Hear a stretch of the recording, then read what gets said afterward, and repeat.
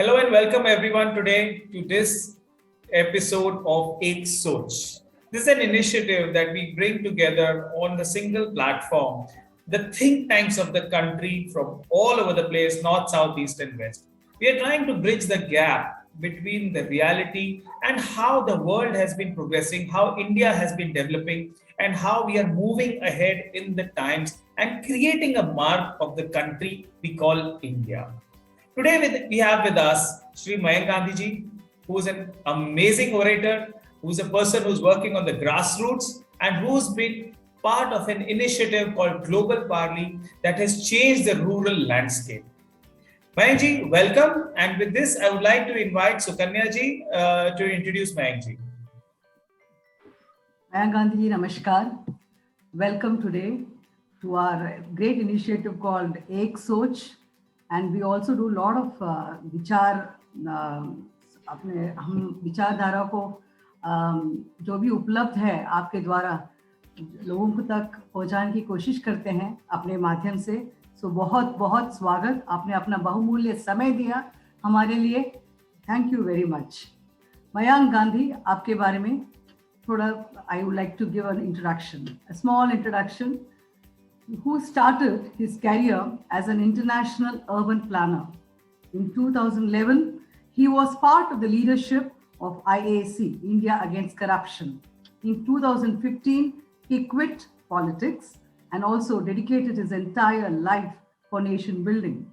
His trust chose 106 villages with highest suicide rates and poverty villages, especially concentrating in Marathwada region of Maharashtra. Wow, this is great. He has created a proof of concept model with 360-degree perspective of village development, water harvesting, multiplying farmer incomes by over 20 times. A visionary move indeed, Mayank sir. By changing how he has done this, by changing cropping patterns, training, and cluster plantation. Already there are I think 1 crore plus trees which have been planted in the last 2.5 years in the poorest regions of the country, especially concentrating on Marathwada, MP, Madhya Pradesh and Palghar regions.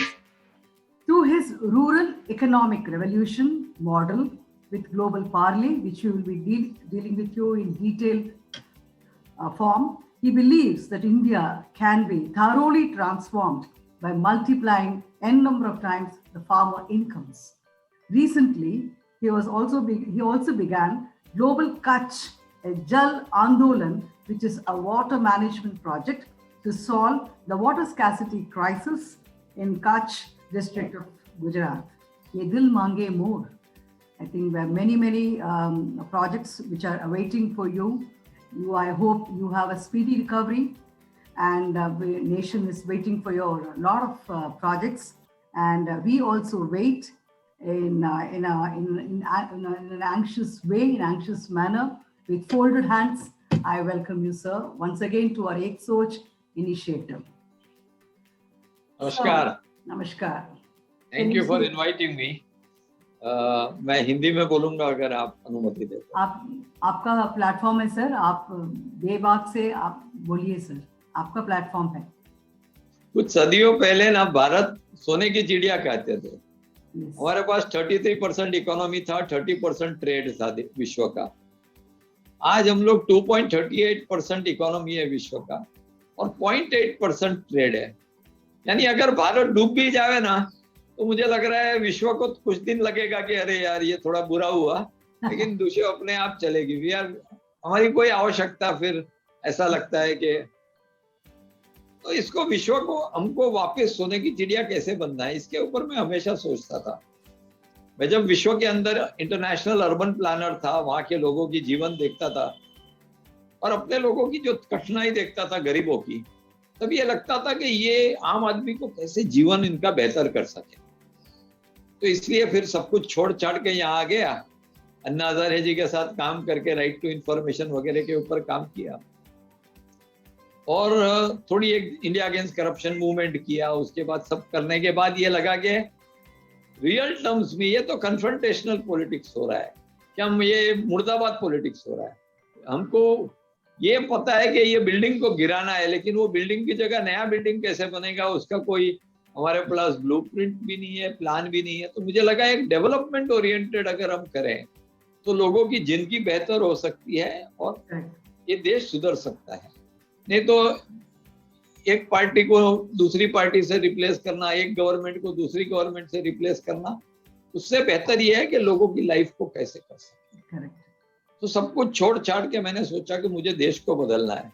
अब न तो मेरे पास कोई group है, न कोई association है, न तो मैं अकेला हूं, लेकिन जुनून है और पागलपन। तो ये जुनून और पागलपन ने मुझे लगा कि मैं अब देश बदलूंगा। और मैं शहरी आदमी हूं, मैंने कभी गांव लगान पिक्चर छोड़ के देखा नहीं था।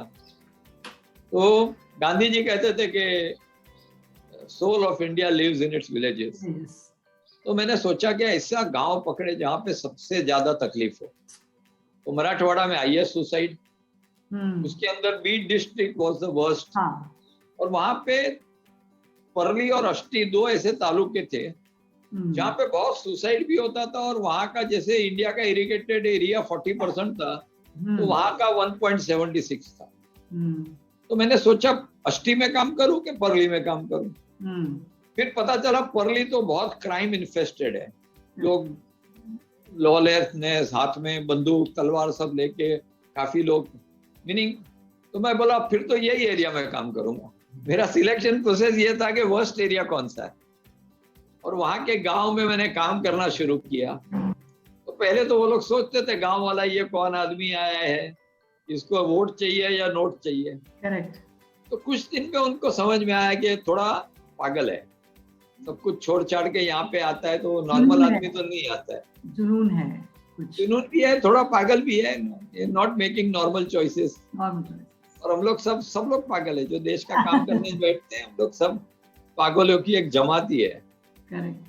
फिर मेरा एक पहले से मैं कॉर्पोरेट स्टाइल का आदमी था, तो मुझे लगा कि ये सोशल वर्क है ना, ये मेरे बस की बात नहीं है। इसमें किसको खाना खिलाना, मेरे को किसको हेल्प करना, और फिर मैं सेटिस्फाई हो जाऊं मैंने किसका काम किया, वो मेरा बस की बात नहीं है। मुझे तो देश बदलना था। मुझे किसानों की जिंदगी, मराठवाड़ा, फार्मर सुसाइड, ये सब में इंटरेस्ट नहीं था। मुझे था कि अगर देश बदल गया तो ये सब अपने आप हो जाएगा। करेक्ट। और देश को बदलना है तो इकोनॉमी बदलनी पड़ेगी। तो फिर वहां पे लोगों के साथ मैंने बहुत काम किया, education, health care, capacity building, livelihood, women empowerment, child empowerment. बाद में ये लगा कि इस तरह मैं काम करूंगा ना तो एक 25-50 गांव में काम कर पाऊंगा इस जिंदगी में। करेक्ट। और भारत के अंदर 6,40,000 गांव है। तो मैंने वो पिवट किया, मैं बोला अब सिर्फ एक ही काम करूंगा, किसानों की इनकम कैसे बढ़ाना। अगर किसान की इनकम बढ़ गई तो हेल्थ केयर भी देख लेगा, एजुकेशन भी देख लेगा, सब कुछ लेगा। करेक्ट। तो मैंने फोकस करना शुरू किया। मैं था अनाड़ी, मुझे फार्मिंग क्या है ये नहीं पता, और गांव क्या ये पता नहीं। मैं एक मैनेजमेंट कंसल्टेंट था, और मैनेजमेंट कंसल्टेंट हमेशा ये समझता है उसको सब कुछ आता है। तो मैं भी उस वहम में गया था, और जब गांव में जाके काम करना शुरू किया तो मैं समझ गया मुझे कुछ नहीं आता है, एंड पहले अनलर्न करने की जरूरत है बिफोर आई स्टार्ट लर्निंग। तो it took me, I think ये 2015 में मैं सब छोड़ के गया था। तो 16-17 2 साल मैंने बहुत कुछ सीखा वहां पर। लेकिन मुझे हमेशा ये लग रहा था कि इस देश के अंदर बड़ा बदलाव अगर करना है ना तो ये आंदोलन से, चळवळ से हो सकता है, मूवमेंट से हो सकता है। फिर वो गांधी जी की इंडिपेंडेंस मूवमेंट हो, या तो इमरजेंसी के विरुद्ध की मूवमेंट जिसके अंदर मैं अंडरग्राउंड चले गया था, मेरे ऊपर वारंट था, मैं इंदिरा गांधी का इमरजेंसी के विरुद्ध खूब लड़ा था, एंड फॉट अगेंस्ट दैट। या तो मंदिर हो, या मंडल हो, या लेटेस्ट अन्ना मूवमेंट हो जिसका मैं एक सीनियर मेंबर था। लेकिन ये मूवमेंट ने बहुत बदलाव करते हैं। करेक्ट। लेकिन वो मूवमेंट शुड बी जिंदाबाद मूवमेंट एंड नॉट मुर्दाबाद। It should be transformational. Transformation through movement, not transformation through mission और प्रोजेक्ट और ये सब नहीं। मूवमेंट लोगों को नहीं जोड़ेंगे और आप लोगों की बाहर से बैठ के जिंदगी बदलने जाएंगे तो ये ठीक नहीं है। लोग अपनी जिंदगी जिस दिन बदलना चाहेंगे उसी दिन सही काम होगा।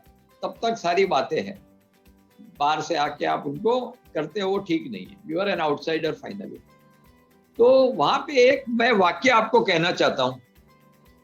तो पहले मैं मीटिंग्स करता था, 500, 1000, 2000 लोग आते थे, लेकिन एक भी वुमन नहीं आती थी। और वुमन और म्यूजिक के बिना मूवमेंट्स नहीं हो सकता। करेक्ट। तो एक बार क्या हुआ कि देवड़ी गांव के अंदर मैं एक मीटिंग कर रहा था, वहां पे सारे लोग थे, खूब लोग थे, सारे मेल्स थे, और मैं बात कर रहा था और मेरे ऊपर कोई और जोर से बात कर रहा था। तो आई लॉस्ट माई, थोड़ा आई गॉट इरिटेटेड। मैंने कहा कि अरे यार, दारू पी के मंदिर में तो मत आया कीजिए। करेक्ट। वो मीटिंग के बाद मुझे लगा ये बोलने की कोई जरूरत नहीं थी, वो बेचारा किसका भाई होगा, किसका चाचा होगा, लेकिन वो सरपंच ने बड़ा सीरियसली ले लिया। वो शाम को गया वो दारू की दुकान के पास और कहा कि 7 लोग मर चुके हैं सिरोसिस ऑफ लीवर से। रात होते सब लोग दारू के पी के रोड के ऊपर सोए होते हैं। लेडीज ने पीना शुरू किया, 10 साल का बच्चा पीने लगा। तो आप दारू क्यों बंद नहीं करते हो बेचना? अब पता नहीं क्या हुआ उसको, संध्या काल का समय था। उसने कहा मेरे पास 7 दिन का स्टॉक है और ये मैं बेच देता हूँ, उसके बाद मैं दारू बंद कर दूंगा। तो रात को मुझे सरपंच ने फोन किया, कहा ऐसा ऐसा हुआ है। तो मैं बड़ा खुश हो गया। नेक्स्ट डे वो दारू की दुकान वाले का पैर मैंने पकड़ लिया। और उस समय ना मैं एक सेलिब्रिटी जैसा था, रोज टीवी पे आता था, पेपर में नाम आता था। तो वो बहुत इमोशनल हो गया। मैं बोला यार तुम दारू बेच तो बंद तो कर दोगे, फिर घर कैसे चलेगा? तो मैं आपको एक 3 प्रेग्नेंट बकरी देता हूँ, आप उससे अपना गोट रियरिंग का बिजनेस शुरू कीजिए, आपका घर भी चल जाएगा। 7 दिन के बाद उसने दारू बंद किया, उसको मैंने गोट दिया और वो 3 गोट का मॉडल मुझे मिल गया। और वो मॉडल लेके मैंने गांव टू गांव रेड मारना शुरू किया पुलिस का। तो जो लोग थे वो भाग जाते थे, उनकी वाइफ का मैं पैर पकड़ लेता था, माता जी मैं हूं तब तक ये बंद नहीं होगा रेड्स। कितने दिन ऐसी जिंदगी जियोगे? दारू बंद करो, मैं आपको 3 बकरी देता हूँ। ऐसे 3 बकरी। और रोज रात को हम लोग सब मशाल लेके गांव गांव में लेडीज और बच्चे घूमते थे। अच्छा आपने बोला कि आपने दारू बंद कर दो, आप ये जो आपका जो सुझाव था, this is very very inspiring and transformational. I think this is what makes the great thinkers to indulge in such things. तो उनको एक तरफ से मेरा प्रेशर था पुलिस का, एक तरफ से उसको मैं 3 बकरी दे रहा था, और एक सोशल ऑस्ट्रासाइजेशन मैंने शुरू किया। रोज रात को मशाल लेके सारी लेडीज और बच्चे गांव में घूमते थे, दारू बंदी जालीच पाइजे। और दारू की दुकान के बाहर मंजीरा लेके रामधुन शुरू हो गया। तो ऐसे करते 15 दिन के अंदर मैंने सारा गांव में सब दारू बंद कर दिया। पर वो दारू बंद करना इतना इम्पोर्टेंट नहीं था, लेकिन वो मूवमेंट वहीं से खड़ा हुआ। और फिर मैं जो मीटिंग करता था उसमें पहली 20 रो लेडीज ही होती थी और बोलते थे कि मेरा भाई गांव मुंबई से आया है हमारा मदद करने। और वहां पे वो फिर हमको मन की शक्ति देना और गाने शुरू हो गए और एक बहुत बड़ा मूवमेंट शुरू हो गया। तो हम बाहर से ऐसे फैक्ट्स एंड फिगर्स देखते हैं तो बोला अरे ऐसा हुआ क्या, लेकिन उसके पीछे का जो मूवमेंट कैसे खड़ा हुआ इसको समझना बहुत आवश्यक के साथ आपने जो किया। के बाद जब मूवमेंट हो गया तो मैंने बोला कि अगर यहाँ पे अगर इनकम इंक्रीज करनी है, और इंक्रीज तो मैं करना चाहता था नॉट के वो साइड धंधे से, लेकिन फार्मिंग में कैसे इंक्रीज हो, क्योंकि आप देखिए पूरे देश में कोई यंगस्टर को फार्मिंग करना ही नहीं है, वो वायबल ही नहीं है। अब 20 साल के बाद देखोगे तो इस देश का क्या होगा अगर यंगस्टर फार्मिंग नहीं करेंगे तो फार्मिंग करने के लिए पहले पानी की जरूरत है, क्योंकि उस एरिया में 8 साल में से 6 साल सूखा पड़ा था। वहाँ की इनकम 3,500 रुपया थी। कोई यंगस्टर ने दूध नहीं चखा था, वो इसलिए जी रहे थे क्योंकि मर नहीं गए थे। तो that was the state of depression in everyone's mind. तो मैंने वो मूवमेंट शुरू कर दी। सुबह 5 बजे हम लोग जाते थे, सबके घर पे ताला मार देते थे, सबको बाहर निकाल के बोलते चलो सब लोग, सब पावड़ा गमेला हथियार लेके सब हजारों लोग। फिर हम लोग नदी करने लगे, तालाब करने लगे, डैम करें, और 45 डेज के अंदर हमने 70 किलोमीटर नदी बनाई, 162 पॉन्ड्स बनाए, 5 बड़े डैम बनाए, 62 छोटे डैम बनाए, और जो पानी का लेवल जो 500 फीट के ऊपर था उसको 40 to 50 फीट के ऊपर लेके आए। और पानी आ गया तो यानी वो पूरा एरिया जिंदा हो गया। करेक्ट। पूरा नव चेतना आ गई, फिर बर्ड्स, बीज, ट्रीज, एनिमल सब कुछ होने लगे। और फिर मैंने, ये 2018 में हुआ, और 19 में मैंने लोगों को बोला अभी जो आप कॉटन और सोया लगा रहे हो, इसमें आपको 10 से 15 हजार रुपया पर एकड़ पर ईयर की इनकम है, आप इससे बदल करके फ्रूट के ट्रीज लगाएं। And we brought in some of the top agronomist, experts, agro universities, agro industries, KVKs, सबको साथ लेके भी सजेस्टेड कि क्या लगाना चाहिए उनको अपने खेत में। तो उनके खेत में फिर वो प्लांटेशन लगाना शुरू कर दिया। पहले 11,87,000 ट्रीज लगाए, 11.87 लाख ट्रीज लगाए। दूसरे साल 19 लाख लगाए, और इस साल 2021 में हम लोग 76 लाख ट्रीज लगा चुके हैं। तो 1 करोड़ से ज्यादा ट्रीज लगाए हैं। लेकिन उससे हुआ क्या कि उनकी जो इनकम 10-15 हजार रुपये एकड़ की थी, वो अब 2, 2.5, 3 लाख रुपए एकड़ की हो गई। मल्टीप्लाई हुआ, मल्टीप्लाई बाय 20 टाइम्स, 22। और देखिए सोशल ट्रांसफॉर्मेशन कैसा होता है। That is most important. वो उनकी छाती बड़ी हो गई, बाइक लेके घूमने लगे, दूसरों ने देख के वो करने लगे। तो एक बहुत बड़ा बदलाव आ गया है उस एरिया के अंदर। और ये जो इनकम इंक्रीज हुई है, ये जो मैंने सोचा था कि एक प्रूफ ऑफ कंसेप्ट मैं बनाऊंगा जो पूरे कंट्री में ले जाऊंगा, तो उसको रेप्लिकेट और स्केल अप करना शुरू कर दिया है।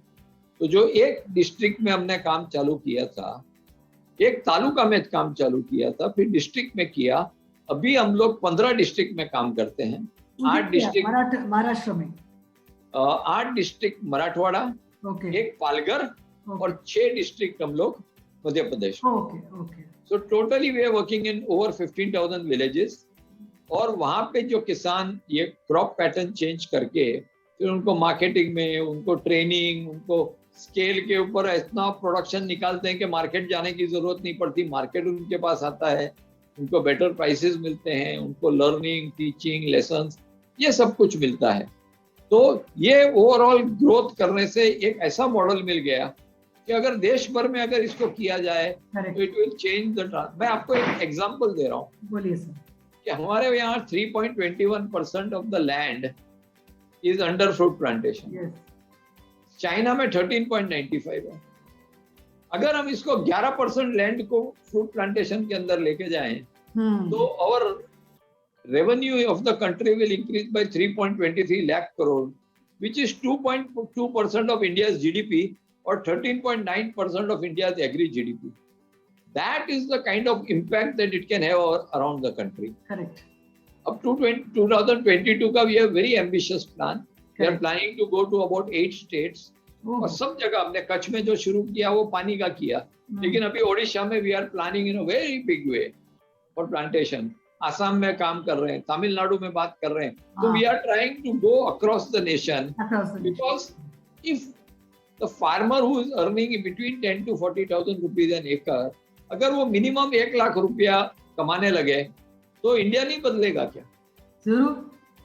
वापस सोने की चिड़िया क्यों नहीं बन सकते हम? जरूर जरूर। एक सोच, एक ऐसा एक जो जुनून आपने जो शुरू किया, एक movement, this is multiplying farmer incomes by giving them rozgar, ऐसे सब, this is quite amazing initiative. This is they should be replicated throughout India, मेरे हिसाब से तो। बिल्कुल नहीं। हम लोग देखिए, मैं पागल हूँ, मैंने आपको पहले अपने आप को अपनी पहचान दे ही दी है। तो अगले कुछ साल में I will be working in a very big way across the country. Sure. And I think there are 3 organizations which can help me scale up. एक तो गवर्नमेंट इसको हेल्प कर सकता है स्केल अप करने का, दूसरा कॉर्पोरेट्स कर सकते हैं, और ऑलमोस्ट सारे कॉर्पोरेट हमारे साथ जुड़े हुए हैं, और तीसरा आरएसएस एक ऐसा ऑर्गेनाइजेशन है जो गांव-गांव में पहुंचा हुआ है, और इनके अंदर गांव उत्थान का, मुझे पॉलिटिक्स में इंटरेस्ट नहीं है, लेकिन मुझे रीच कर चाहिए, मुझे I want to reach out to every nook and corner of this country, and these are the 3 organisations which can make this reality. जरूर सर, ये जो हम आपकी जो हमारी जो इनिशिएटिव है, ये घर घर पहुंचेगा, गांव गांव पहुंचेगा, सरकार को भी ये इनिशिएटिव पहुंचेगा, और भगवान चाहे, ईश्वर चाहे, ईश्वर की इच्छा चाहे, ये भी होगा, सपना भी साकार होगा, होकर रहेगा। हम होंगे कामयाब, हम होकर रहेंगे कामयाब। ये सपना आपका जरूर साकार होगा, क्योंकि आपके अंदर जो इच्छा शक्ति है वो ऐसी एक इच्छा शक्ति है जो दूसरों के जो लाइफ को ट्रांसफॉर्म करने की एक इच्छा शक्ति, वो बहुत सराहनीय है। डॉक्टर सुकन्या जी, ये करने वाला और कोई है, हम सिर्फ उसके प्यादे हैं। यस, वो इच्छा शक्ति भी उन्हीं की है, हाँ, और काम भी वही करते हैं। जरूर। इसका क्रेडिट बिल्कुल भी न मैं लेना चाहूंगा, हाँ, न कभी देना भी नहीं, चाहिए। इसका ये क्रेडिट करने नहीं, वाला और कोई है। वो तो है। वो हमेशा, मैं हमेशा बोलती हूँ कि we are all mere puppets in his hands. So वो सर, आपने हमको तो मेरे तो अभी मैं बहुत सोच में पड़ गई। आपने इतना काम किया, मैंने जो क्वेश्चंस जो बनाए थे, डिजाइन किए थे, आपने तो पूरा उसको कवर कर दिया। फिर भी मेरे मन में 2-3 क्वेश्चंस हैं सर। आपका जो नेशन फर्स्ट, सबका nation first, could you also speak about this initiative which all regions and districts you have been able to implement, and the plans for the future in detail? That is, Sorry, about what? that nation first, that जो initiative है। हाँ, नहीं देखिए ना, ऐसा है कि मैं ये देख रहा था, स्टडी कर रहा था कि हॉस्पिटल्स जो है, उसी की बात करें ना। Yes yes. हॉस्पिटल्स को मैंडेट किया हुआ है हाई कोर्ट ने, चैरिटेबल ट्रस्ट को, कि वो 10% बेड फ्री में दें और 10% बेड वीकर सेक्शन को 50% में दें। तो हम चैरिटी कमिश्नर के पास से हमने एक बार स्टडी करना शुरू किया, तो समझ में आया कि ये वाले जो बेड जो फ्री और वीकर है, वो तो वो किसी को देते ही नहीं है। कोई भी हॉस्पिटल अगर उनके पास रोज के 30 बेड है तो 1-2 बेड भी नहीं देते हैं। तो सबसे पहले तो चैरिटी कमिश्नर को हमने रिक्वेस्ट किया कि आप डेली का डेली ये स्क्रीन के ऊपर ऑनलाइन डाल दें कि कितने बेड खाली है। तो वो आने से हमें समझ में आया कि ये गरीब आदमी बेचारा म्यूनसिपैलिटी में 6-6 महीना वेटिंग करता है, एक बेड के ऊपर 2-3 जन ऊपर नीचे सोते हैं, और मुफ्त में उनका इंडिया के बेस्ट हॉस्पिटल्स के अंदर ट्रीटमेंट दे रहे हैं, लेकिन उसको कोई अवेल नहीं कर रहा है। करेक्ट। तो ये तो गलत है ना, क्योंकि ये हाई कोर्ट ने ये मैंडेट किया हुआ है, जो इतने रुपये गवर्नमेंट उनको चैरिटेबल ट्रस्ट को जो बेनिफिट देती है, उसके अगेंस्ट वो मांग रहे हैं कि गरीबों को ट्रीट कीजिए। Correct correct. और वहां पे इस तरह से पूरा सिस्टम है कि कोई गरीब आदमी घुस ही नहीं सकता है वहां पे।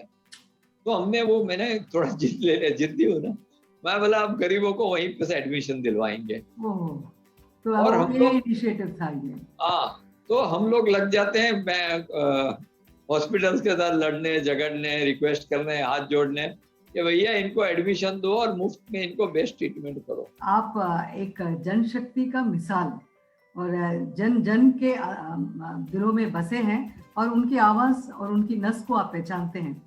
तो taking this forward, my super ward, what has been the most satisfying moment of setting up this app? आपको क्या लगता है? देखिए ना, इसमें 74th अमेंडमेंट जो आया था, उसमें अर्बन गवर्नेंस के ऊपर बहुत जोर था, लेकिन कोई भी गवर्नमेंट ने अर्बन गवर्नेंस के ऊपर प्रॉपर काम नहीं किया। तो एक लोकल एरिया का, एक कॉर्पोरेटर का वार्ड के अंदर लोगों को कंप्लेन करनी है, लोगों को कुछ प्रॉब्लम है, उनका गवर्नेंस, उधर उनकी एरिया में कितना रुपया खर्चा हुआ, कहाँ पे खर्चा हुआ, क्या काम करना चाहिए, ये कोई इंफॉर्मेशन एक भी सिटीजन के पास नहीं है। मैं तो आपको कहूँ कॉर्पोरेटर के पास भी नहीं है। तो this is our money at play, no, it is our taxes which is running the municipal corporation, and we must know what is happening, and we must intervene there, and we must be able to make a proper complaint. अभी तक क्या है, complain mechanism तो है municipality के पास, और वो डायरेक्ट सिटीजन ऑफिसर को कंप्लेन कर सकता है। लेकिन corporator who has been elected to look after the ward has no role to play at all.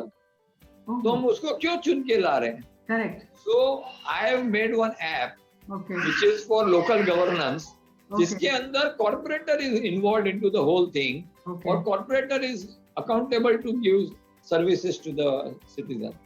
तो ये बहुत अच्छा ऐप बना था। और इसके ऊपर अभी तो बीएमसी इलेक्शन आ रहे हैं, तो कोई उसको रन नहीं कर रहा है, लेकिन लेकिन इसके अंदर क्या है कि corporator have to take interest, correct. और कॉर्पोरेटर इंटरेस्ट लेगा तो उसको बहुत काम करना पड़ेगा।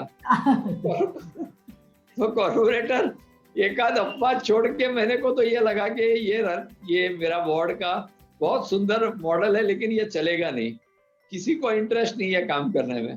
तो मैं उनको एक टूल दे सकता हूँ, एक मैकेनिज्म दे सकता हूँ जिससे उनका वर्क इजी हो जाए। लेकिन हम एक्सपेक्ट करें कि ये आने से उनको तकलीफ होती है, बीएमसी ऑफिसर्स को तकलीफ होती है, बहुत कंप्लेन आती है और तुरंत उसको पकड़ा जाता है, उसका नंबर है। तो इसमें किसी को ज्यादा इंटरेस्ट नहीं है। तो मैंने भी एक लेसन लर्न किया कि अगर दूसरे के भरोसे अगर हम कुछ करते हैं तो नहीं होने वाला है। तो मैं वो विड्रॉ करने वाला हूँ मेरा वार्ड का। That is, I think this is a wonderful initiative, amazing initiative. देखते हैं, द फ्यूचर इज ब्राइट। पर वो प्रैक्टिकल उसके एस्पेक्ट्स के सामने मैं हार गया हूँ। I have lost, I give up. देखते हैं सर, अभी long way to go. That is, I always say, I feel that, you know, when you walk alone in the path in your life, people who walk alone, they are leaders. So you have been leading in a lot of initiatives, and you're a leader in your own right. So taking forward from that, how does rural development affect nation building? आपके हिसाब से, आपके nation build करना है तो लोगों को build करना पड़ेगा। और 65% लोग तो गांव में रहते हैं। करेक्ट। और गांव के लोगों को बिल्ड नहीं करोगे तो देश कैसे बिल्ड होगा? करेक्ट। तो और जो सोशल अनरेस्ट होते हैं, अभी जो फार्म लॉस, प्रोटेस्ट, वहां पे जो सब होता है, ये इसलिए होता है क्योंकि इनके पास इनफ इनकम नहीं है। अगर आप इनकम देने लग जाओगे, लोगों को काम पे लगा दोगे ना, तो ये अर्बन माइग्रेशन भी कम हो जाएगा, यंगस्टर्स भी फार्मिंग में चले जाएंगे और ये मुर्दाबाद वाला कम हो जाएगा और देश की ग्रोथ होने लग जाएगी, प्रगति होने लग जाएगी। Correct, that is sir. एक और इसी के in lieu of this, what exactly आपके जो विजन है, is your vision to decongest cities and make villages आत्मनिर्भर? नहीं, देखिए ना, गांव से लोग क्यों जाते हैं? आज गांव इतने सुंदर, इतने खुले, इतना ब्यूटीफुल है। वो गांव छोड़ के वो गटर के अंदर, वो स्लम्स में जाके कोई आदमी रहता है तो क्या वो अपनी मर्जी से जाता है क्या? करेक्ट। अगर आपने गांव को आत्मनिर्भर कर दिया, आपने गांव में इनकम बढ़ा दी, मेन इश्यू इनकम की है, वहां पे अगर लाइवलीहुड नहीं है तो क्या होगा? तो कुछ लोग शहर में अच्छे इसलिए जाते हैं क्योंकि पिक्चर में थोड़ा बड़ा रोड ऐसा वैसा, पर वो बहुत माइनर फ्रैक्शन होता है। मोस्टली वो मजबूरी से जाते हैं। अब वो मजबूरी का कारण ही हटा दोगे तो फिर क्यों जाएंगे लोग? करेक्ट। और यहाँ पे शहर में आते हैं और शहर का प्लानिंग और शहर का सिस्टम इतना खराब है। करेक्ट। तो हेल जैसी जिंदगी इधर भी है, हेल जैसी जिंदगी उधर भी है। अगर वहां पे थोड़ी बेहतर जिंदगी बना ले तो कौन इधर आना चाहेगा? कोई नहीं आना चाहेगा। शायद मैं भी वापस वहीं जाके कहीं रुक जाऊं। अभी इस पैंडेमिक के दौरान सभी को एक पीसफुल जिंदगी चाहिए। So many of my friends, they are going to peaceful places, and especially in the hilly regions, hilly terrains, जहाँ उनको लगता है कि खुद self sufficient हो, self contained हो, एक छोटा सा एक land हो, बस हम करें। So there are changes because of this pandemic, I think। देखिए सुकन्या जी, कुछ तो अपनी स्टाइल के लोग हैं ना, अमीर लोग हो, सब की बात चोचले है, वो छोड़ दीजिए। मैं तो रियल इंडिया की बात कर रहा हूँ, देश की बात कर रहा हूँ। वो तो है। देश के गरीब जो है ना, वो बहुत तकलीफ में है। उनकी जिंदगी बदतर से बदतर है। करेक्ट। उनको सबको शांति तो चाहिए ही, लेकिन उनको पहले तो दे अनमीनिंग क्या बोले कि भोजन बिना भजन न होए। करेक्ट। तो ये सब बात, पहले पेट तो भरे, पहले जिंदगी तो ठीक से जिए, उसको हमें रास्ता करके देना चाहिए कि ठीक से आदमी जिंदगी जी सके, उसका घर चल सके, शांति से थोड़े कुछ उसकी इच्छाएं हैं वो पूर्ण कर सके। ऐसा जिंदगी अगर देते हैं तो फिर उससे बेहतर कुछ नहीं है। You want to give a life of dignity, that's my word, dignity.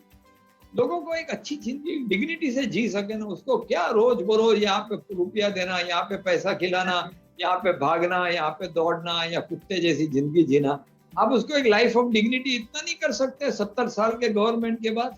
Yes.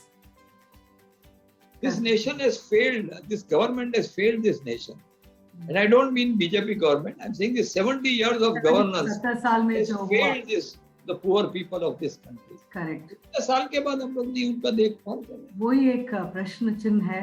और हो सके हम तो आप जैसे थिंकर्स, आप जैसे थॉट प्रोसेस लीडर्स, और सर आपका अपने जो समय के अंदर आपने पूरी मुझे एक एग्रीकल्चर टूर जिसे कहते हैं मुझे करवाया. मैंने एक चित्र अपने दिमाग में बना लिया कि एक तो ग्लोबल पार्ले, आपका कच्छ, जल आंदोलन, आपकी जो सोच जो है वो मेरी समझ से मैंने कभी इमेजिन नहीं किया. मैंने पढ़ा ग्लोबल पार्ले और आपका वेबसाइट देखा, पर जब आपसे गुफ्तगू अभी किया मैंने, रूबरू आपको देखकर, आपसे बातचीत करके, ये मुझे लग रहा है कि देश का भविष्य आप जैसे लोग, आप जैसे थॉट प्रोसेस लीडर्स, आप जैसे जो विचारधारा, आप जैसे थिंकर्स, हमें कोई डर नहीं. हमारी जो जनरेशन है आप लीड करेंगे, हमें गाइड करेंगे. एक एक क्षण, एक एक मिनट, एक एक second, especially the rural area where which you are doing, especially Marathwada regions, those blessings will come to you. Those regions which were bereft of all the development that you have taken the initiatives. तो जब आपने बोला कि आप मशाल लेके गए, आपने बकरियां दी, वो एक जो सोच है जो देश बदलेगा. अगर वो माइंडसेट, जैसे हमारे प्रधानमंत्री बोलते रहते हैं कि चेंज इन द माइंडसेट, सोच बदलेगा देश बदलेगा. तो आपने एक जो सोच सोचा, जो आपने जो बदलाव जो लेके आए उधर उन लोगों की जिंदगी में, बहुत बहुत सराहनीय है. और जो काम, मेरे तो लफ्ज़ बहुत कम है आपको बोलने के लिए. मैं बहुत छोटी हूँ आपके सामने, मैं इतना बोल नहीं सकती, पर यही मैं बोलूँगी. और मैं कामना करूँगी कि आपका जो भी हो लक्ष्य, जो भी हो सोच, वो पूरा भारत को प्रभावित करें और सब उससे लाभ उठाए. सरकार, मैं, आप सब, और सब मिलकर वो सुनहरी चिड़िया जो आपका सपना है, हम सबका सपना है, उसको वापस लेके और उस बुलंदियों के रास्ते पर लेके जाए हमारे भारत को. आत्मनिर्भर तो हम जा रहे हैं, और जो साकार होगा जैसे आप जैसे लीडर्स के साथ, और वो होकर ही रहेगा. मैं बोलिए सर. या आपका विश्व का सबसे ग्रेटेस्ट कंट्री इंडिया है. यस. अभी कुछ सालों से हम लोग थोड़ा ग्राफ नीचे आ रहे हैं, लेकिन अभी मैं लास्ट कुछ 7-10 साल से देख रहा हूँ हमारा ग्राफ वापस ऊपर आ रहा है. Thank you. तो आप कन्विंस रहिए कि ये देश वापस ऊंचाई पे चलना है. एक हमारा जो रोल है हम प्ले करेंगे उस जर्नी के अंदर. जरूर सर. ये बात प्रधानमंत्री तक पहुंचेगा और हमारी जरिए लोगों तक हम पहुंचाने की कोशिश करेंगे. पहुंचेगा. हम सब आपके साथ जुड़ने की कोशिश करेंगे, और ये सुनहरा मौका है कि आप हमारे समक्ष हैं और हमको गाइड करेंगे. Sir, thank you again for your valuable time, for your valuable inputs, for your valuable insights. Highly appreciated. बहुत बहुत आभार, दिल से आभार. शुभकामनाएं आपके साथ कि wishing you very very speedy recovery, and thank you, wishing you happy new year. Same to all of you. Thank you Manpreet. Handing over to you, Manpreet.